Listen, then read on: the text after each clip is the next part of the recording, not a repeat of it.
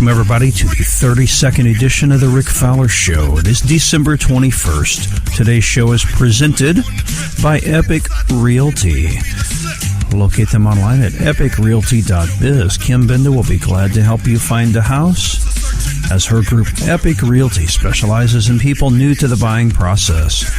Hope everybody's had a pretty good day today. You are past the halfway point, a little closer to the weekend. Hopefully, you have some time lined up that you're going to be off work for the holidays coming up. I would like to introduce my sidekick for the first hour, the couple, Mr. Steve Maywood. How we doing, everybody? Welcome back to the show, Steve. Well, thank you. It's been a little while. Yeah, it's been a couple weeks since, I guess, Thanksgiving, huh? Yep, Thanksgiving, since I work on Wednesdays now. But I got this week off, like Thanksgiving week. Yeah, I feel honored. The guy's off work, and he comes into the Rick Fowler Show to see him. So thank you very much for doing that. Oh, you're welcome, Rick. We appreciate it. How are things at the airport for you? Oh, fine. It was a little busy last weekend, but not too bad. Yeah. Well, today was our annual Green Day, and I'm sure you've been a part of that before. Yeah, I was going in the afternoon. It was never as bad as people seem to say it was. So, for those that are unaware what that is, it's the annual day that several thousand soldiers will fly out of the airport on their way home, and these are troops that are still in basic training. So it's kind of a neat thing to see all of them in the airport is just decked out in green. Yep, my friend was flying out back to Florida, and he texted me saying there's a lot of people, soldiers there. Yeah, and in past years, it's been a lot of not stress, but it's been a lot of headache getting them through just because there's so many, and in some cases, they don't do very well. Yeah, well, I mean, they don't really fly a lot, I guess, with the civilian airlines. Right. So, but today was uneventful and it was real smooth. Yeah, usually Green Days are, it seems. Well, in the afternoons they are, because by then, though, they're usually gone. Right. And in past years, we found a whole lot of other strange items in bags, and the Army's doing a better job briefing these kids. Yeah, they are. In the past, it was nothing to have a bag roll through the X-ray that has a plaque in the bag, and on the plaque, a grenade. Yeah, that happens. And so that doesn't happen nowadays. They've done a better job. I don't know that we found one round of ammo. We didn't find any great big knives that were not allowed. How about PlayStations? We see a lot of those. Yep. And for the most part, we did a good job of saying, hey, listen, if you got a big fat game system, pull them out. Yep, that's what you got to say. And so it was smooth today. My work day started at 2 a.m. Yeah, 2 a.m. Ugh. So just as you were about to go to sleep. I was sleeping, actually. I set my alarm and I was up by 12 o'clock. How crazy. Yeah, I guess you had to go to bed early last night. Yeah, I had to miss the Michael Corley's The Music of Our Lives, which is a big highlight. Yeah. So, yeah, that's okay, though. So here's your show preview today. We're a little bit later. We're going to have a call from John Becker, who owns Phoenix Props. And some of the things that he does is he creates weaponry, wands, and other neat-looking items. So if anybody's looking for a Harry Potter-style wand or even shields and swords and stuff like that, and these are items that could be used in movies or hanging on your wall or whatever, John Becker will be calling in our second hour, which is kind of cool. All right, we're going to go to our next segment here. We have a caller on the air. I believe we have John Becker with us. John, are you there? Yes, sir. Thanks for calling in. Welcome to the show. Thank you. Appreciate it. Now, John runs and operates Phoenix Props, which what caught my attention was that he was posting photos online of Harry Potter-style wands that you were making, right? Yeah, correct. How did all this get started? Well, it's a really long story, and I won't go into all of it, but I have been kind of that crafty guy for years. Used to make my kids' Halloween costumes. I now make my grandson's costume. Always liked to work with my hands and build stuff, models, that kind of thing. And basically one day I was perusing through the YouTube channels, and I come across a guy named a company called Punished Props. And the guy was making like foam armor and weapons out of foam, out of floor mat foam and different types of foam. So I started watching his videos, and I was like, I could do that, and it would give me some way to vent my artistic, pent-up stuff that I've had, over the years, and do something on the side that I could just, kind of build stuff and make things for my own. So I started doing that. I went to my kids and I said, hey, pick something from like your favorite video game or a comic book you want me to build, a small weapon or something, and I'll start and see if I can actually pull this off. So that's kind of where it all started. What I'm trying to do now is kind of build a business just from the ground up. It's a side business, but making props and armor and weapons and things like that for cosplayers or, people who just want something to hang on a shelf or anything like that. Or even local theaters, right? Yeah, exactly. Even some people that do small movie sets use foam props and stuff because the really cool thing and what people don't understand about the foam is you can make it look very detailed and very realistic, but it doesn't weigh anything. So you can hold this gun all day. Whereas a real gun or even a fake gun, a heavier gun, they're very, very taxing to hold in your hand for hours and hours and hours when you're shooting something or even walking around a convention or something like that. So, plus, the other side is you can't really hurt these. If you drop it and somebody steps on it, it's not going to hurt it. So, those are the advantages to it. No kidding. And so, even though it's made of foam, is it hardened? Is it covered? What basically the process is you build it out of the foam. The foam is pretty resilient in itself, but usually we coat it. You can coat it in a variety of different ways, and once you coat that, it gives it a very solid feel to it. So you wouldn't know it was made out of foam. Like I made a small pistol for one of my sons, and it feels like a gun, other than it's really, really light, but yeah, you can't tell. Wow. And so how long have you been doing this? I actually just started doing it just a few months ago. Like I said, I've done this kind of forever, but just as a business, I just started the business recently. And it's, like I said, I work a full-time job. This is not something that I do for a living, although I would love to do that in the future, but it's just kind of a thing of passion for me. I love to make stuff, and I love for people to see the things I make and enjoy it. That's really what it comes down to. And just the time.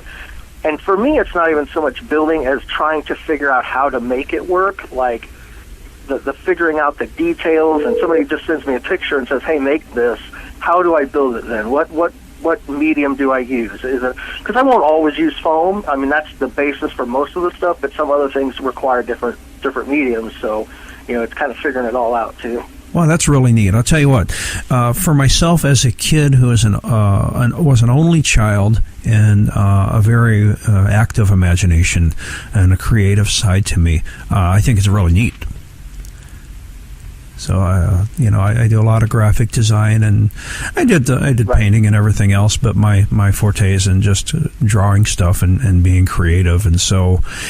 If you're anything like me, you can look at something and say, you know what, I could probably go buy that for $19.99, but to create it, the process of it, even if it cost me $100, is so much more neat. Right. I'm sure you probably had cases where you look and you think, man, I could have probably went out and bought this and be done with it in 5 minutes, but to figure out the project start to finish, and trying to ram around how to do that is so much more fun and more rewarding, I think. Oh, yeah, for sure. My grandson, this last Halloween, he wanted to be Kylo Ren. Well, you can go buy a Kylo Ren costume anywhere. I, though, built his Kylo Ren costume, and pretty much every single piece of it I handmade. I made the mask out of foam or the helmet out of foam. I made the cowl. I made the hood. I made... all the stuff. We bought boots and pants and gloves, and other than that, everything was made by me. But that's cool. It's now something that, that we have that, it's a one of a kind, which is really cool. And I bet when he goes to school and he wears it for the class parties, that the other parents and kids are looking at this thing and, okay, where did you buy this at, right? Right. Yeah. And, and that's just kind of what we do. Like, same thing, last year he was Robin, and of course I'm a nerd, I read comics, I'm into all that kind of stuff. He wanted to be the Damian Wayne Robin, which most people aren't that familiar with, but so I designed him a Damian Wayne Robin costume, and we built it again from scratch. It was, I made the boots myself on this one. We made every piece of it, so it's something that nobody else is going to have, and like you said, we could have went and bought him a Robin costume anywhere, but I have a lot more fun making and the memory that me and him share, and him watching me build it, that kind of stuff, which makes it really cool. And it's much more genuine if you are building it and your work and your time goes into it. Right, exactly. So what are some of the other items? Go ahead. Yeah, well, and like the wand thing, so I touch on that real quick. So really didn't set out to do anything like that, but I was trying to think of smaller things I could do that I could make one-offs of and sell a little more rapidly than building a big scale, cosplay piece or something like that, which is going to cost more and take longer to make, to kind of fund the business, kind of put money back into it. Right. And I went to a Harry Potter trivia night, and they were selling these wands for $10 a piece, and I looked at them, and they were basically a chopstick with hot glue on it, and that was their wands, and they were $10, and people were buying them. Now, of course, it was for charity, and that was great. Right. But I looked at them and went, wow, I can beat that. Much better than this. Right. I could really do something neat. So I went home and started making a wand, and I was like, all right, so I can use a dowel rod instead of a chopstick, make it look more authentic, make it a little bigger than a 12-inch, make it like the size the wand would actually be. I can use some foam medium. I can still use some hot glue and different things like that. So wow. I built the first one. It turned out really well. People liked it. So then I started saying to my friends, hey, I'm building these. Well, over the last week and a half, I've sold 10 wands already, and people are still asking me every day, hey, can I get one for Christmas, Oh, so that's went over way better than any of my larger scale pieces because, they're inexpensive, so people can buy those a little quicker and that kind of thing. So that's how the wand thing came about. And who's your typical purchaser of a wand? Is there mostly it's been parents for kids, but it also is adults that are into the books that I'm a Harry Potter fan myself. Like I said, I went to a Harry Potter trivia night. We had a blast doing that. So it varies. I'd say it's about 50-50. I've had 3 or 4 orders this last week of parents buying for their kids for Christmas, and then I've had 3 or 4 orders of just adults that wanted something for their collection. They're trying to collect all the wands from all the different main characters, and they're the one girl that I've sold 2 to already, she's like, okay, give me a couple weeks, I'll probably get another one, and I'm just going to get them all from you. So that was cool, though. It makes me appreciate that they really do like them and that they're happy with the way they look. So. Absolutely. Who would have thought, huh? Right, exactly. What does a ballpark figure for a wand go for? Well, I was started out selling them for $10. Okay. I was like, I can sell them for the same price, and then as people were getting them, they kept coming saying, hey, you should charge more for these. These are really, really well done. There's a lot of detail to them. So right now, I have changed the price. I'm selling them for $15, which is still nothing, really, right, when you consider what goes into them. So, but yeah, I sell them for $15 a piece, and you actually, when you get the wand, I actually hand make a little box for it too, out of cardboard, which is kind of comical. I couldn't find a box anywhere online that I could buy that fit the wand. So again, like we were just talking, I was like, well, shoot, I'll make a box. I can do that. So I just made my own boxes, That's cool as can be. I mean, you're talking to a guy when I was a kid, and we grew up watching wrestling at the Chase. We our neighborhood guys, we all made the belts. And you know what we used? We would go buy a tire inner tube that you used to, float around the lake or the pool with. Right. And we would cut these tire inner tubes into these long straps that look like wrestling belts. And then, of course, cardboard and paint and glitter and every other thing and fasteners, and voila, you had your own wrestling belt. Exactly. And that's kind of how it starts. What are some of the other items that you've created? Well, like I said, the business hasn't been going that long, but I have, one of my oldest son, I made him a batarang from the Batman series out of foam. I made a pistol for somebody, which was made to look like a kind of a pistol that had been out in the wasteland, so it's really weathered, and it was based off of a 9mm pistol. I'm actually getting ready to do a pretty big scale. Got a guy that has commissioned me to do a shield and a lance.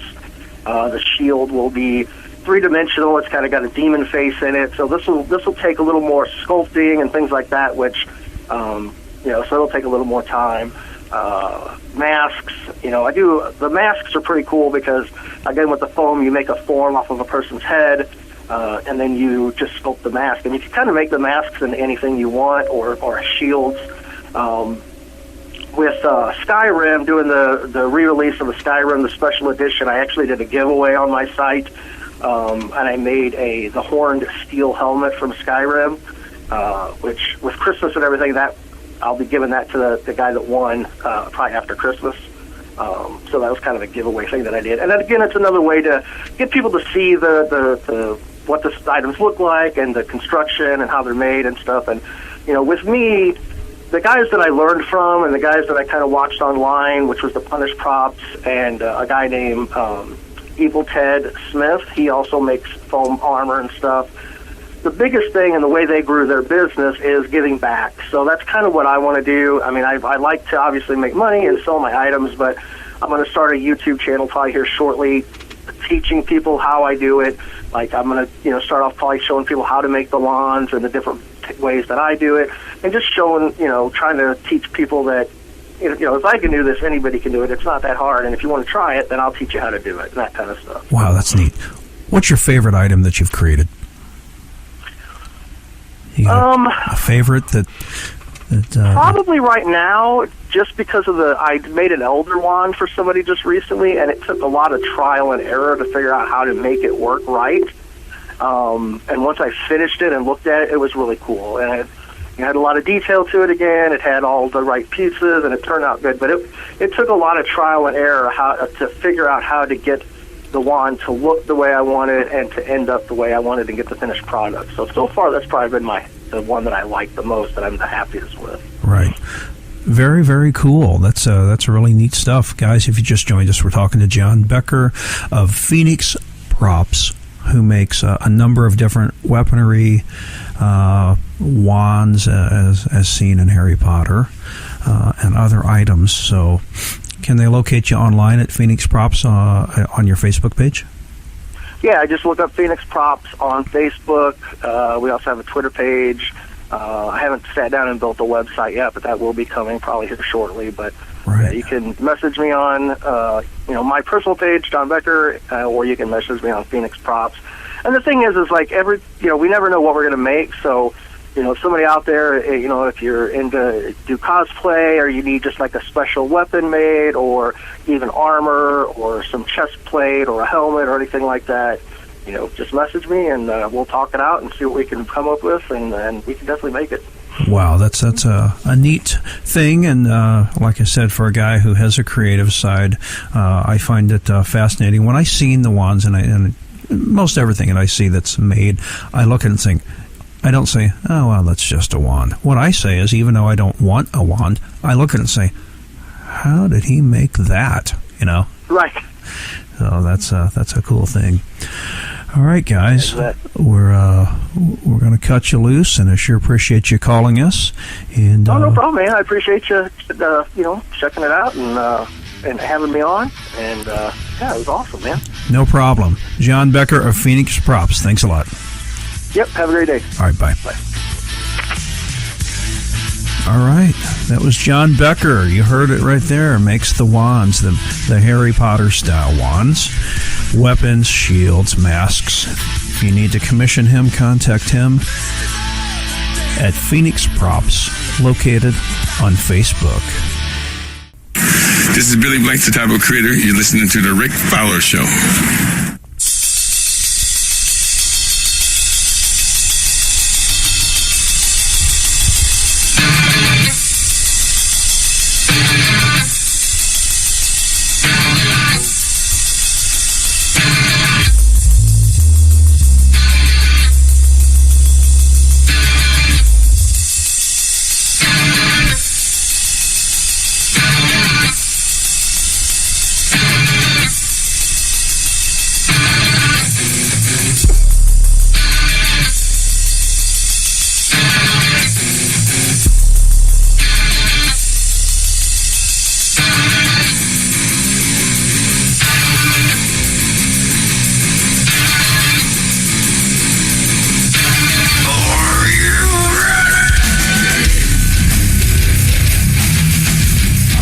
We're back with the Rick Fowler Show. Our first segment, we talked about the Winter Classic. Give a little preview of today's show. Today's show is sponsored by Epic Realty, owned and operated by Kim Benda. She will be throwing her hat in the ring for the 5th Ward Alderman in Granite City, so good luck to her. We appreciate her support on the Rick Fowler Show. Steve Mayworm has popped the can on a college kid beer here in the studio. We're going to have to be careful. Cut him off, folks. Make sure he's not driving. I think he's going to be okay. So, today was Green Day. We talked a little bit about that earlier. We had thousands of troops that were flying out, and it was really a neat thing to see. And what I did is I talked to a number of troops, and I did some interviews. Oh, okay. Would you like to hear them? Yeah, sure. All right, and so here are some of those interviews that we of troops that are flying home today. So sit back. We'll play. I think I've got 4 or 5 of them, and enjoy them.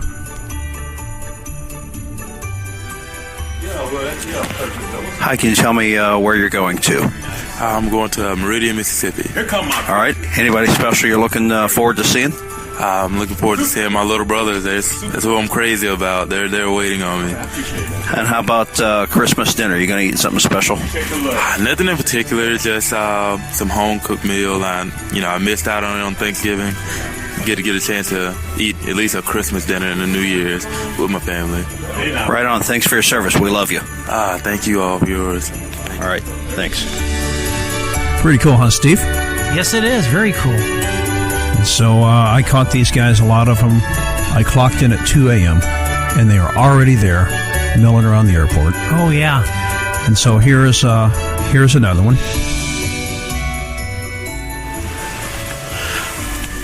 Hi, can you tell me your name? My name is Shamar Coleman. And where are you going to tomorrow? I'm going to North Carolina. All right. Are you looking forward to eating anything special when you get home? Kind of looking for some turkey, some cornbread, some corn, baked beans, some biscuits with gravy. Yeah, you know the specials. Right. And who you look forward to seeing? Looking forward to see my mom, my girlfriend, my grandma, all the family, and my cousin that's in the Army right now. All right. Can you say your name and you're listening to the Rick Fowler Show? My Shamar Coleman, listen to the Rick Fowler Show. Right on. Thanks a lot, man. We love you. All right. Thank you, man. Pretty cool, huh, Steve? Yes, it was. Very cool. Little man on the street action. Yep. What would you think if we sent you out with a microphone and had you interview the public sometime? Well, that'd be kind of interesting. Would you be all right with that? I guess. All right. Maybe we'll send you over to the Winter Classic and have you ask a bunch of funny questions. I don't know how I would get in. Well, you just do it on the outside, right? I guess. You can move that microphone wherever you like. You look like one of them birds that would bob for water. Look like okay. Now this is a lot better. Yeah, you look like you're bobbing for apples. Are you new here? No. You've ever been here? Plenty of times. All right. Okay, here's our next soldier interview. This was at Lambert Airport, 3 a.m. this morning. Hi, can you tell me your name? Santiago James. All right. Where are you from? From New York. All right. You looking forward to going home? Yes, I am, sir. What's the first thing you're going to do when you get home? Hug my kids, sir. Outstanding. Are you looking forward to eating anything special? Probably pasta that I'll cook. That a boy. Besides your kids, who else are you looking forward to seeing? My girlfriend and my parents, sir. Right on. All right. Well, thanks for being on the Rick Fowler Show. Thank you, sir. All right. Have a good trip home. Thank you. Happy holidays. And for a lot of people might not be aware, is that these kids are kept up for hours upon hours because they have to get them organized. They have to get them on the buses. They have to get them up here from Fort Leonard Wood. Oh, yeah. Some of them were up since 4 a.m. yesterday. Yeah, that's a lot. Yesterday. That's a... Getting everything together, packed up, get the orders ready, tickets and all. And then, like I said, bus them up from Fort Leonard Wood. Yep. And so, here's another one. You want to hear another one? Sure, why not? Well, that's the right answer. Here we go. Here's another one. Hi, can you tell me your name? Hi, Jake Riccio. Where are you going to, Jake? New Jersey. What's the first thing you're going to do when you get home today? Hug my family. Right on. Are you looking forward to seeing anybody special? Yeah, a real close friend of mine. Her name's Sierra. Right on. Anything special that you're looking forward to eating when you get home? Some pizza. Do you have a favorite place down there? Papa John's. Right on. All right, well, thanks for your service. We love you guys. Thank you very much, sir. You enjoy yourself. Have a good holiday. Right on. Thank you. You're very welcome. Pretty neat, huh, Steve? Yes, it is. Very neat. I got one more here. This one was a little bit later in the day, after the rush had died down. And here it is. Hi, can you tell me where you're going to? I'm going to Salt Lake, Utah. Salt Lake City, Utah. And what's your name? Ashley Giffen. What's the first thing you're going to do when you get home? Run into my fiance's arms. All right. And how many hours have you been up? How long? I've been up since 4 a.m. yesterday. 4 a.m. yesterday, like 30 plus hours. Yes, sir.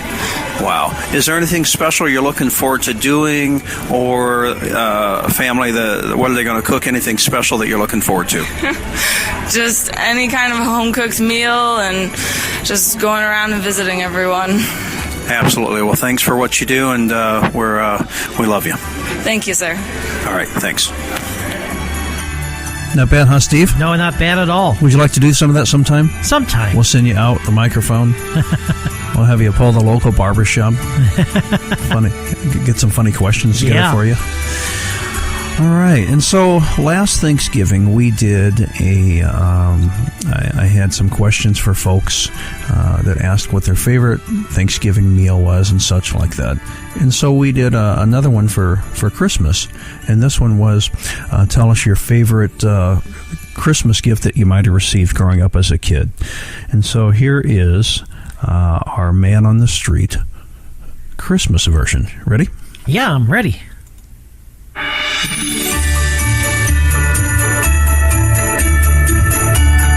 Once again, the Rick Fowler Show took to the Man on the Street routine to find out some of the favorite Christmas gifts that people have received throughout the years. Sir, can you tell me your favorite Christmas gift ever growing up as a kid? Of course I can, Rick. It was my speeder biker with speeder bike. Right on. Thank you. Hi, what was your favorite gift growing up as a kid for Christmas? I would have to say the original Xbox. And what was your favorite game that you played? Halo 2. Outstanding. Thanks. Hi, can you tell us your favorite Christmas gift growing up? A sled. Right on. Thank you. Hi, can you tell me your favorite gift growing up as a kid for Christmas? An official size pool table. Right on. Rack 'em up. Thanks. Hi, can you tell us your favorite Christmas gift that you got as a kid? Well, when I was a kid, I got a Wii to share with my brother. And one that isn't real big, but it's one that I truly, dearly loved, was my Haunted Mansion DVD. Great answer. Thank you. Hi, can you tell me your favorite gift for Christmas you got growing up as a kid? It was the first Nintendo. And what was your favorite game you played? Super Mario Brothers. Right on. Thanks. Can you tell me your favorite gift growing up as a kid for Christmas? A dollhouse. Was it a cool dollhouse? It was a cool dollhouse. Right on. Great answer. Thanks. Hi, can you tell us your favorite Christmas gift growing up as a kid? When I was 9 years old, my family traveled to Oklahoma where my grandparents lived, and it was about a 10-hour drive, and we took all of our presents there, and we were sitting around Christmas morning opening gifts, and there was one last box, and that box had a tag on it to Dad from your daughters, and that was the last box sitting there, and my sister pushed it over to my dad, and my dad pushed it back to me and flipped the box over, and it was to me from my parents, and I opened it up, and I got a Cabbage Patch doll, and that was the year that you could not get a Cabbage Patch doll for anything, and my dad had been in the military and had some strings and happened to pull them, and I was one of the lucky kids that got one that year. And what was the doll's name? Her name was Jerilee Marcy. That's a great answer. Thanks a lot.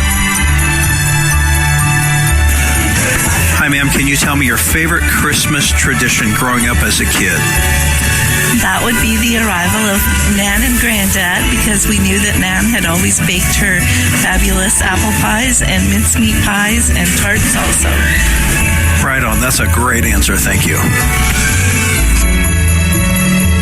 The Rick Fowler Show would like to thank my sponsors for making the show possible and all the listeners for tuning in throughout the year. I want to wish you a wonderful holiday season and a happy new year.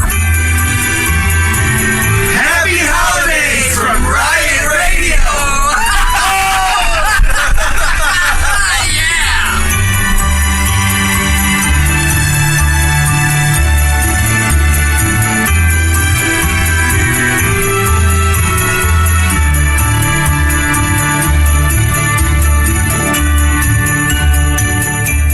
Pretty cool, huh, Steve? Yes, it is. Mm-hmm. So we might have to do a Man on the Street with Steve Mayworm. What will we do? We'll send you out to Busch Stadium and ask a bunch of silly questions. I guess. Maybe the Cubs-Cardinals game. I wear my Cub hat, my Cardinal jersey. The Cubnal strikes again. You know, yeah. Seriously, though, we might have to take you down there. What are you doing New Year's Eve? Oh, I'm working. You're working? Yeah. Call off. I don't know if they can do that. Get the brown bottle flu. They're not listening. Never know. Homeland Security, I'm starting to feel sick. It's going to come December 31st. No, don't mind me. I'm not faking it, right? Yeah. We'll work on that. I think that could be an entertaining segment. And that's a wrap. Do you feel blame? Are you mad? Do you feel like Woods about referendums?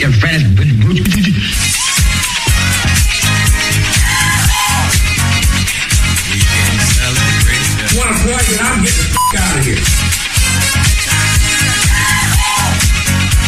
This is your celebration. But it's much too late for goodbye. Yes, it's much too late for goodbye. My old friend, Listening to The Rick Fowler Show.